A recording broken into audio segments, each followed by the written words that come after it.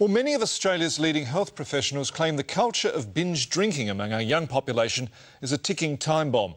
To help me defuse it tonight, my team of MacGyvers comprises Father Michael Franks from St Francis Mission, psychologist and author Valerie de Stang, retail king and manager of the Grog Hut Daniel Packpoy, and Year 12 student Jessica Bitt-Mead. Valerie de Stang, if I can start with you, why are our children binge drinking? Well, because I think our culture inherently approves of drinking heavily. All of our celebrations of life's major milestones or achievements are lubricated with alcohol.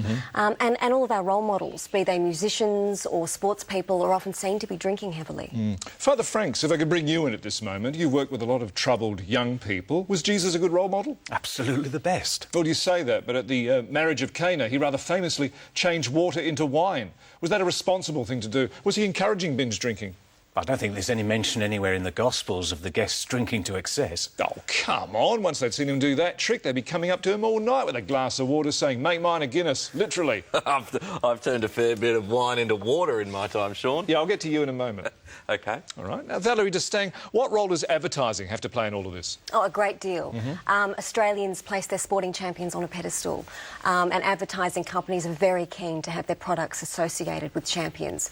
Hence, you get someone like David Boone advertising Victoria Bitter. Boonie's a legend. See, there you go. Why is he a legend? Because he sank 52 cans on a flight to London. Awesome. See, I just don't understand that. Well, if it was a Qantas flight, I do. So how many runs has he scored in his career? No idea. And yet you remember how many cans of beer he's consumed. So the very act of consuming alcohol has become a sporting achievement in itself. Yeah, why is that an achievement? Well, I bet you couldn't do it. Father Franks, can I ask you how many masses you'd say in a day? Anywhere up to 5 or 6. All right, so that's 6 chalices of wine. Cool. Well, it's not wine after I've consecrated it, it's the blood of Christ. All right, well, it's 6 shots of the blood of Christ. It'd still put you over the limit. I bet you couldn't do 52 masses in a day. No, that would be impossible. Not for Boonie.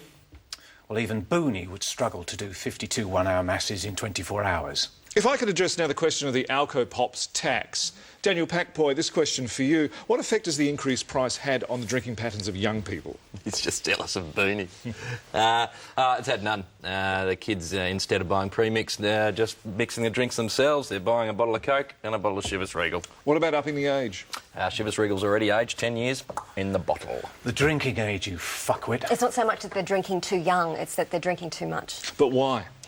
Well, a significant percentage of them are drinking to sublimate a deep unhappiness, and we need to look at that, look at ways of making sure that our kids are happier. Jessica Bitt-Mead, what can we do to make you and your friends happier?